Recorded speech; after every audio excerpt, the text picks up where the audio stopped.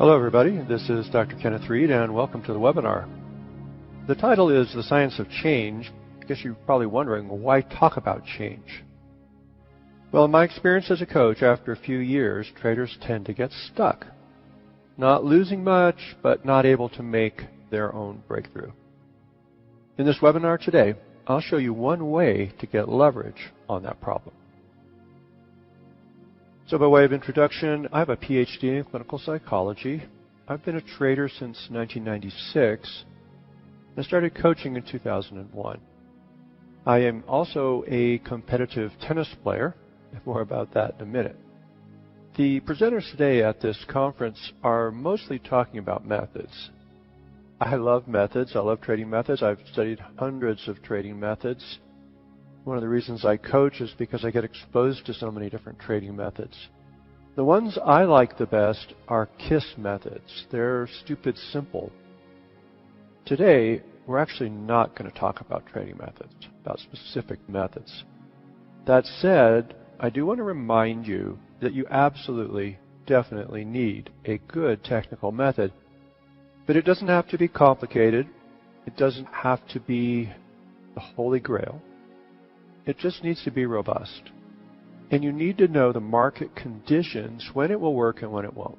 If it's a trend following system, for example, you need to know when the market's trending rather than chop. If it's a mean reversion method, you need to know when the market is mean reverting and apply it then.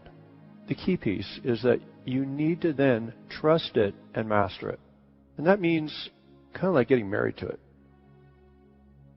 Once you have a method, issues will arise, and you may find that you can't execute your method perfectly. That's normal. Or the method is too discretionary, too many moving parts. If it has too many parts and too discretionary, it's going to be confusing. Or you may find that the losses that are generated by your method are emotionally upsetting to you, and so you start changing methods frequently, and that's bad. Or you have too many methods vying for your attention because you've gone out and studied all these different angles. But that can be paralyzing because it's so difficult to integrate those methods into something coherent. These are the most common problems in trading, really. And they're psychological problems, not problems with your method. Capiche? Constantly changing, tweaking, or otherwise screwing with your method actually makes things worse. Because in the end, you'll be curve fitting. You'll be hindsight trading. You'll be fighting the last war, constantly trading yesterday's market. And it's psychological quicksand. And this is really one reason why so many traders get stuck at break even. And why so many traders feel like they're on the verge of greatness. Einstein once said, "Problems can't be solved with the same level of thinking that created them." I love this quote. Translating this into our trading world, persistent trading problems can't be solved by method level tweaking.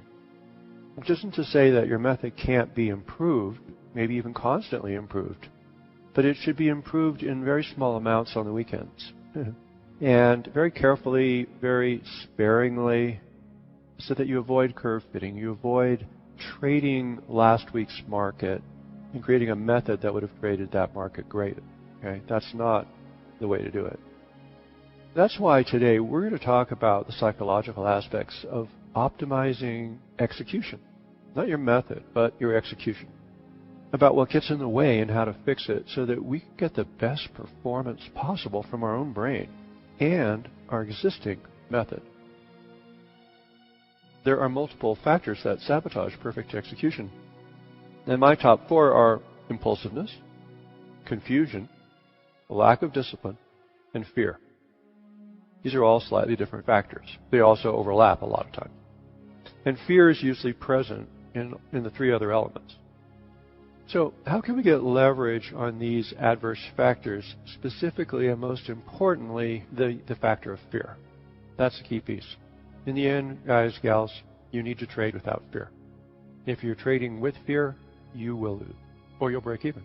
You'll be stuck at break even. Most traders try to solve this problem analytically by analyzing market fundamentals and technicals, interpreting the news, the sentiment indications, the Fed, the central bank, wherever you live, and following the opinions of gurus. You can spend a lifetime doing this and have so many factors in your head. And what you're going to find is that they're giving you conflicting signals, and it really doesn't help. The more you know, the more likely you're going to end up with paralysis of analysis. Analysis is not particularly conducive to peak performance. In fact, they've studied this. The part of your brain that's doing analysis, your prefrontal cortex, is the slowest part of your brain. It's the most deliberate part. It's going to be the most rational part. But when you're trading, you're not necessarily dealing in a rational environment. In fact, you have a very limited amount of information, and there's really no way to use your rationality to make predictions. The market's far too random for that. So analysis, rationality isn't going to be that useful. And in fact, it lowers your efficiency by at least 20%. And you're going to experience confusion and doubt and trading with an opinion. Analysis is going to produce opinions. And you've probably heard the advice not to trade with opinions, because markets actually operate in paradoxical fashions. Opinions and biases are really set you up for being surprised. You have to deal with the market's reality. And the fact is, you have very limited information. You have no idea what the market's going to do next, no matter what your method. And therefore, you have to deal in probabilities. Analysis is only going to help you so far. The most effective and efficient solution for your brain is to approach trading like a performance sport. In a performance sport, say like tennis, this is where tennis comes in. You're not going to be thinking about what's my opponent going to do next. That's actually the worst thing you can do in a tennis match, is think about what's your opponent going to do next.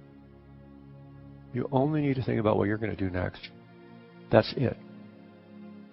It may have some relationship to what your opponent's going to do next, but that piece is completely and utterly unpredictable.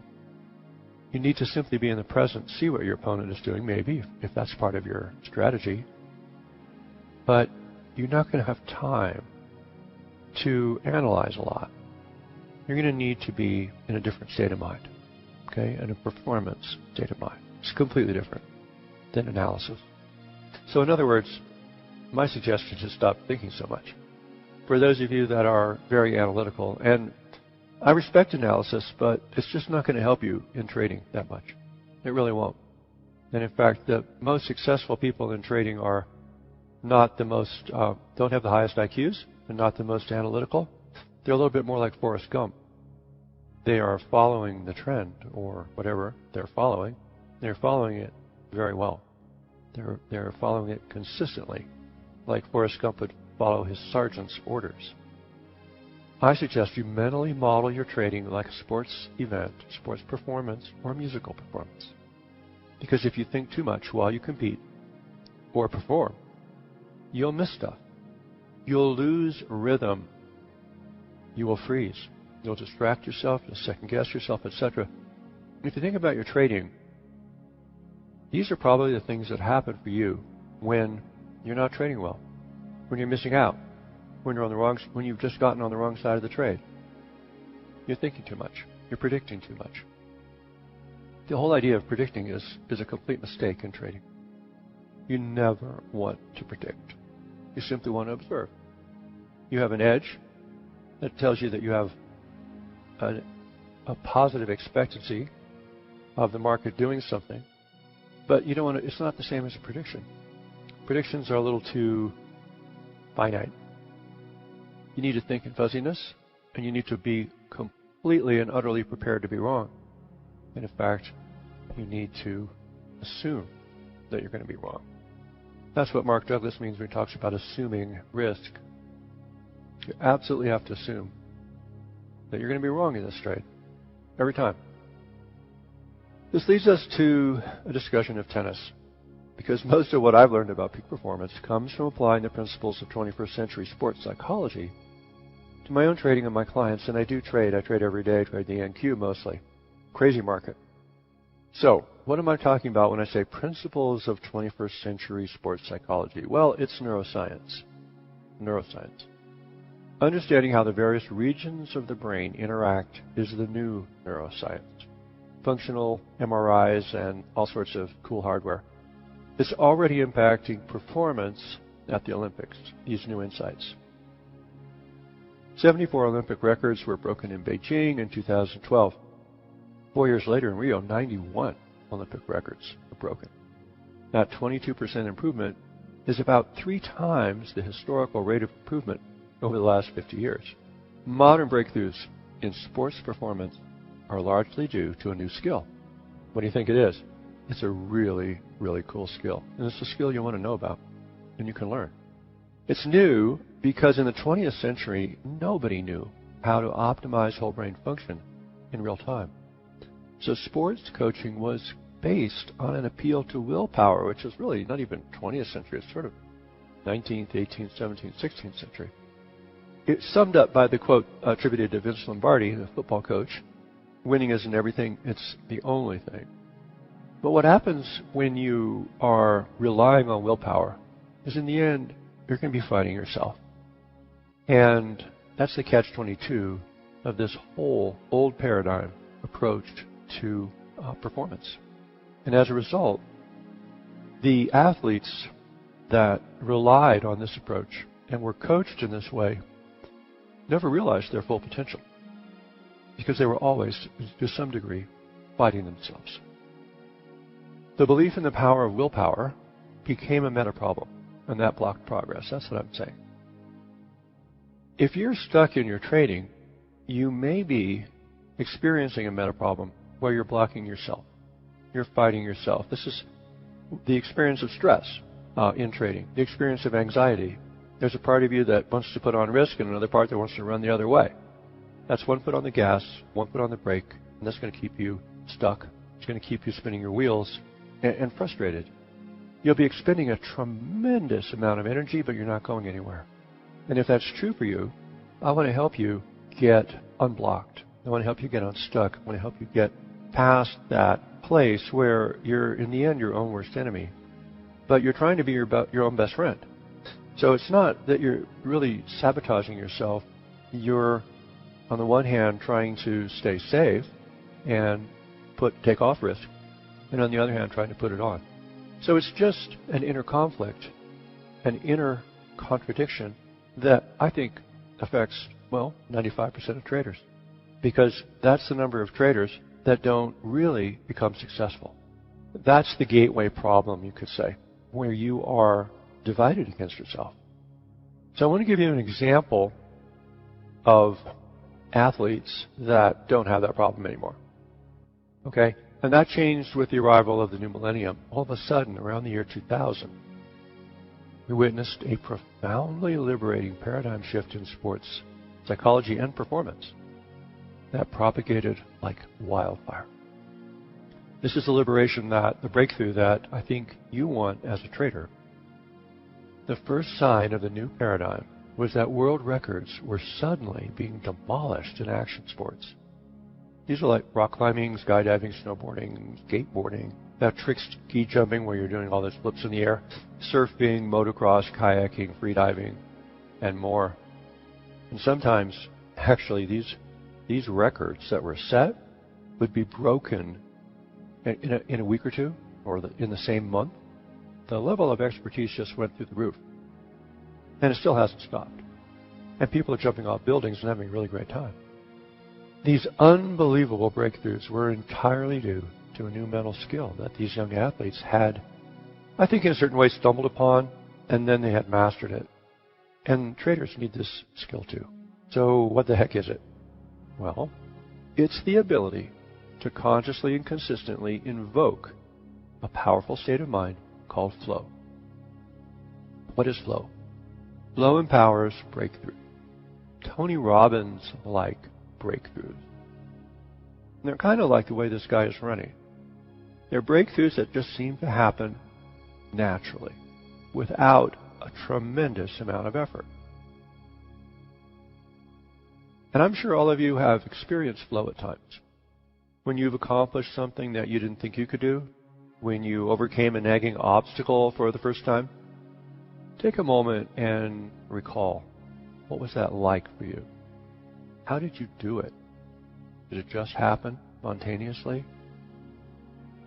For me, the experience is becoming fearless in the face of losing. Losing something valuable, like a battle or an Olympic medal or a tennis tournament or a futures trade.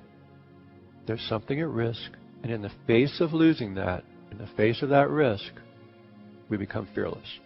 How does that happen? It is one of the most amazing human potentials, and it's what we need to succeed in trading. So, let's figure out how to get more of this, all right? So, as we enter the state of flow, the thought or the fear of losing loses its sting, and then disappears. That's what I experience. I start out, I am focused on losing, I'm worried about losing, I think losing's going to happen. And it's like, oh man, this trade's not going to work. This tennis match is not going to work. We're going to lose. I'm going to lose. And that is a disempowering feeling. It kind of stops you in your tracks. It saps your energy. What happens in the state of flow is that you have that thought, you have those feelings, and then you move beyond it. You go, what the heck? I'm going to do it anyway. I might lose, but you know what? Losing doesn't matter. It's not about losing. It starts to be about something completely different. And that's when the fear is gone. The fear of missing out doesn't make you get in too early or overtrade. Or the fear of losing what you have doesn't paralyze you and make you get out prematurely. One of the most memorable descriptions of the power of flow, one of the earliest ones that we really have, comes from the Scottish mountaineer and explorer W.H. Murray. Very inspiring. Concerning all acts of initiative, there is one elementary truth, the ignorance of which kills countless ideas and splendid plans. That the moment one definitely commits oneself, then providence moves too. All sorts of things occur to help that would never otherwise have occurred. A whole stream of events issues from the decision, raising in one's favor all manner of unforeseen incidents, meetings, and material assistance, which no one could have dreamed. Whatever you can do or dream you can do, begin it. Boldness has genius, power, and magic in it. Begin it now.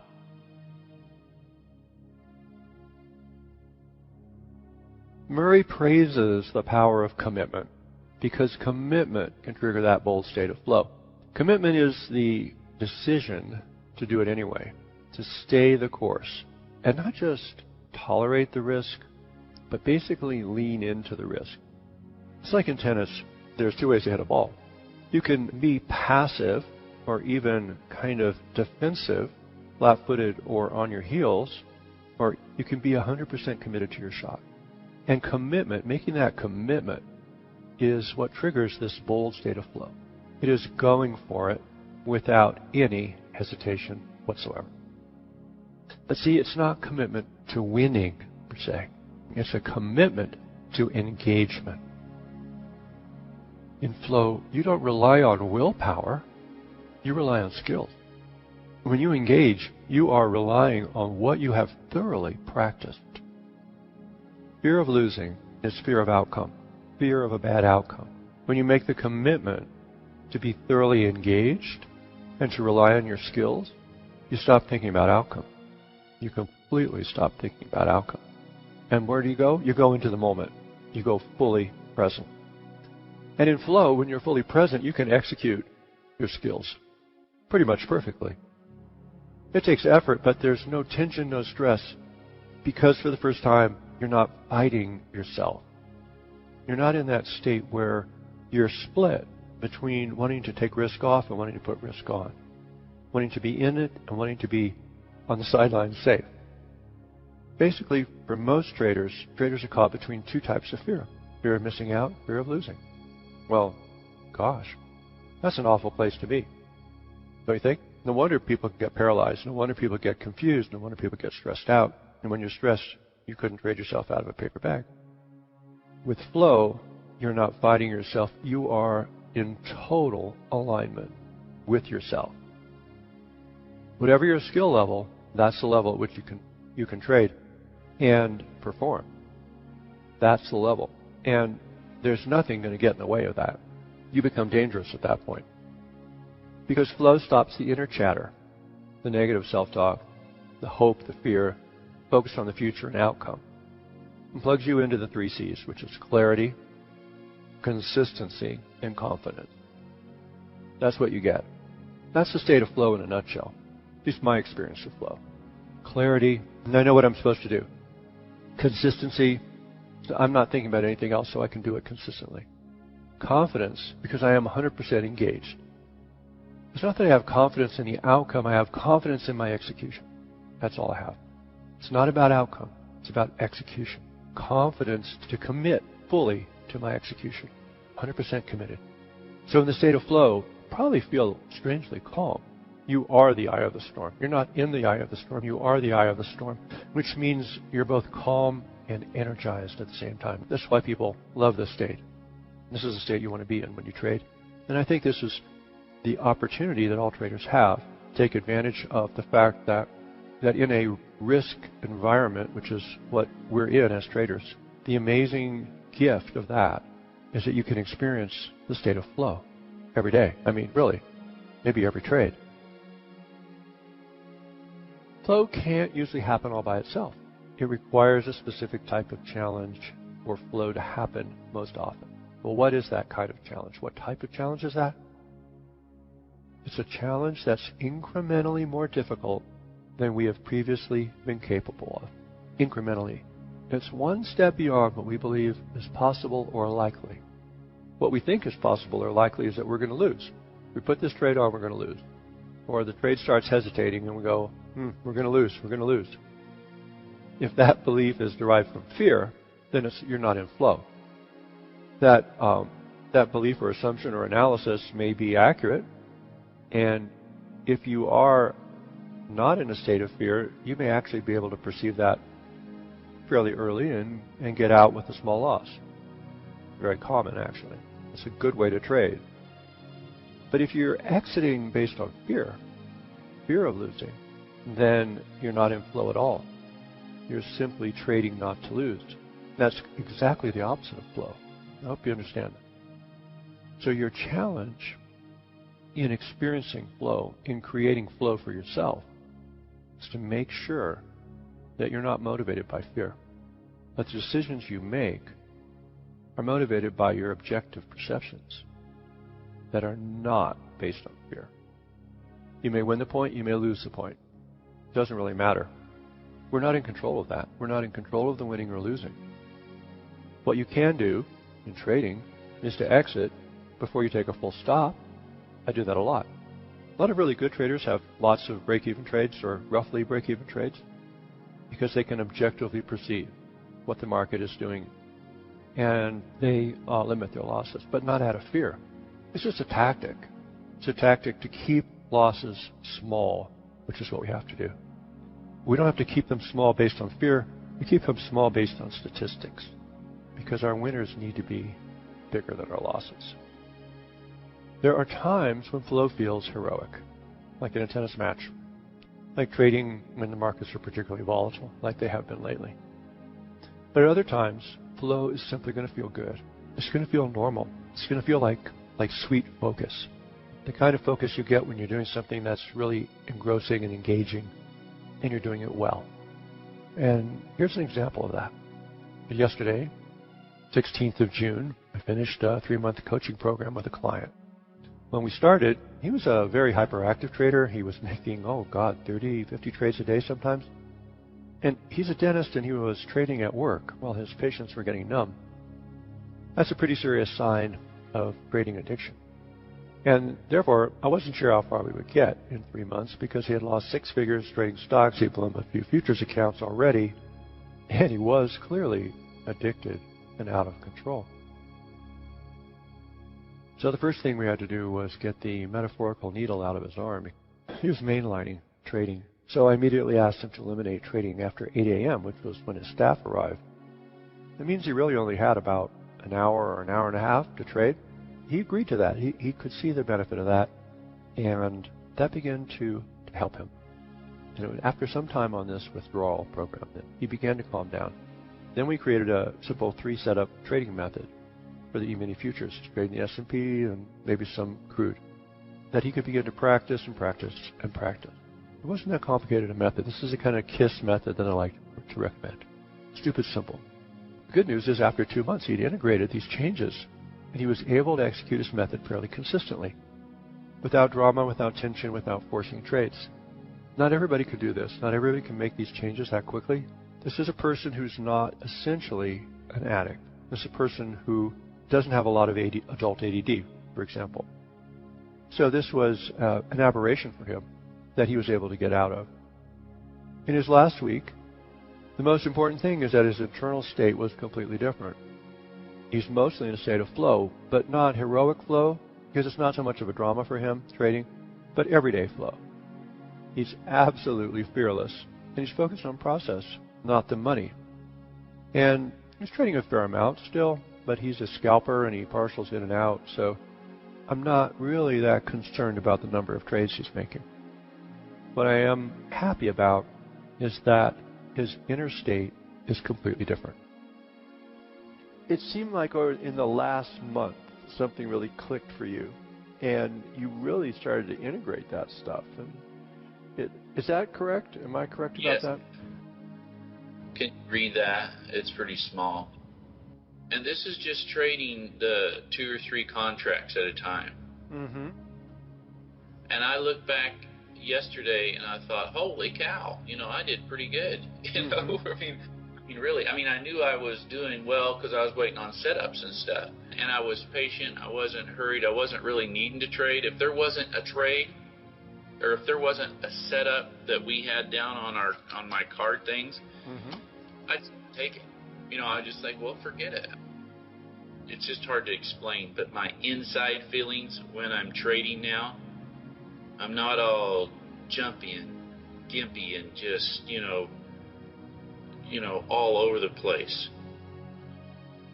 So here's the thing about flow. It comes and goes. We can't totally control it. You may be in a state of flow on Tuesday and really kind of off on Wednesday. Or you may be in a state of flow in the morning, but really you can't quite find it in the afternoon. But we can prepare ourselves for flow. And that's about all we can do. Flow is a kind of state of grace in a certain way. It's like we have to kind of turn our brain off and we have to make that leap, that commitment leap. It's not always easy to do. It's not always consciously available to us, but we can prepare ourselves for it. And that's the secret that I want you to practice. And that's the secret, really, that I want to share with you in this webinar. And that's why we need to practice, but we need a very specific type of practice. You need to practice being ready for flow. You need to practice setting up the conditions for flow to make the flow experience more and more likely. What is that? What type of practice is that? To prepare for flow, we need to focus on process, not outcome. We're focused on what we're doing and how we're doing it. And that's it. And completely in the moment, present. Your brain's going to really love doing this. It's actually really fun for your brain. You're going to enjoy trading again. Because, you see, the imperative to win presents the brain with a problem that has no solution. The brain hates that. Because winning or losing are completely out of its control. If you accept the probabilistic nature of the market, then you would never, ever give yourself an imperative to win. That would be so stressful. You need to treat your brain right. Constantly demanding that your brain do the impossible is cruel and stressful. And your brain will hate you for it and then get depressed. But what the brain likes is focusing on process to improve what you can control. Your brain loves that, your own behavior. The brain is an amazing controller. It loves to control stuff. And when we watch sports, that's what we're marveling at. We're really marveling at the ability of the brain to control the body, to control physical objects, and do really remarkable things with them, like, throw a basketball, 60 feet into, through a hoop, and or hit a tennis ball at 100 miles an hour into a little tiny square about 4 inches square. Well, same thing can happen in your trading. The brain loves challenges because it loves to hit targets and goals. You want your brain to be happy about trading, right? So you want to give it the right kind of goal. the right kind of target. Goals and targets that it can achieve. That means it has to be focused on your behavior, not the market's behavior.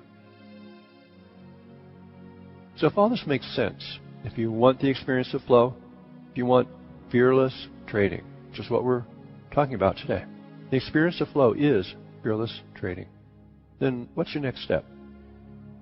You could sign up for coaching, one-on-one coaching with me for five grand, but don't worry. I'm not going to try to sell you that service today. I'm not pitching my coaching to you today, all right? But what I do want you to know about is that you can get a year of weekly training videos that I produce designed to help you focus on process and build the skills you need to prepare yourself for that experience of flow, to make the experience of flow more and more likely for you. And guess what? It only costs $99 for a whole year. You get 50 odd videos, one every week. I might take a couple of weeks off during the year, but typically don't. And these videos are really kind of special.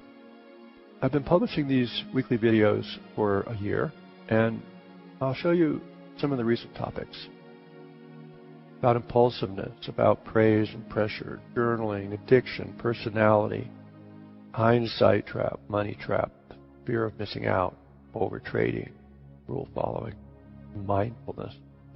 Such an important piece in trading. You're not going to relate to all of these. There's really two types of traders: the type that sort of overtrades and is impulsive, and then the type that is has more paralysis of analysis and is risk averse. I try to produce videos for both types of traders, both issues, so to speak, both styles. And you will find that the video of the week isn't always something that you relate to, so just practice something else that week. But the whole purpose of these videos is to get you to start practicing, improving your skill level. Because when you get in the state of flow, your success is going to be directly proportional to the amount of skill you have, the amount of skill that you have stored up, so to speak, in your skill bank account. That's the capital, the skill capital that you're going to be able to expend in that state of flow. If you don't have a lot of skill, then you may get in a state of flow, but you may not know what to do about it with it. It may be an opportunity that you sort of miss because you haven't actually worked on all the little ways in which you need to increase your skill. And improvement never ends. You can't learn everything all at once. So there's refinements, and then there's refinements of refinements, and there's refinements of refinements of refinements, like peeling an onion a certain way, or building an onion. Even if you've been trading for 7-8 years, there's still much to learn, much to learn. And there always will be. That's why I want you to be. I want you to be a permanent student of mine, really, and a permanent student of yourself, a permanent student of the market. You know, if I were to ask you, when are you going to stop trading? When are you going to retire from trading? Most people will say never. Well, if this is a lifelong project for you going forward, then wouldn't you want to be making yourself better and better every year? These short video lessons are designed to be listened to before you start trading every day in the morning. And they have a special audio track that facilitates whole brain learning, which I won't get into the details of today. The videos are about 5 minutes long, and they help you formulate an actionable task to improve a specific issue, or an attitude, or a behavior, or a skill for that week. The idea is to practice one thing, changing one thing, one habit, for 5 to 7 days. Now, they say that you might need like 21 days to change a habit. I don't think there's really any particular number. I think what really happens, the best way to do it, work on it for a week. You're going to make progress. I guarantee it. You will make progress if you focus on something for a week. Then go on and do something else. Work on something else. What you'll probably notice is that after a period of time, you'll want to come back to that same issue, and you'll address it from a higher level and do a little bit more work on it. And cycle through it any number of times, as many times as you need until you're not doing it again. That's the easiest, simplest, and most painless way of changing bad habits, improving good habits. So, these training videos, mastermind videos, saved you just one bad trade in the next year. Would a $99 a year subscription be worth it? Well, that's a rhetorical question, I know, but, this is our sales page. daytradingpsychology.com/mastermind, or email me, doc@daytradingpsychology.com, if you have questions about this. I want to encourage you to go for the flow. That's what this webinar is really about. When I say the science of change, it's really the science of flow. Flow is a change for most traders. It's a change to find this state, to be able to get back into it over and over and over again. Like I said, you won't be able to control it. There's going to be times when the wave, it's not going to keep you from losing. There's going to be times when that wave is going to knock you over, and you're going to have a loss that's bigger than you expected or wanted. That's just natural. But the idea is to practice your skills, your skill set, and develop skill capital so that you can take advantage of the state of flow when you can get into it and make money on it. You can basically take money out of the market at will, which is what Mark Douglas sometimes talks about. His expression, trading in the zone, is really trading in the flow. And I want to help you. I want to help you get there. I experienced this in tennis. I experienced this in trading. It makes trading enjoyable, fun, and profitable. And it's the state of mind you need to be in if you want to have longevity as a trader. If trading is stressful and anxiety generating for you, in the end, you're going to want to do something else. You need to find a way to enjoy it, be relaxed, to be focused, to be energized by it, but not stressed out. And most importantly, not to fight yourself, not to be in conflict with yourself, not to be going, well, on the one hand, I want to put on risk, on the other hand, I want to run the other way. All right. Thanks for attending. It's been great speaking with you. I'll see you next time.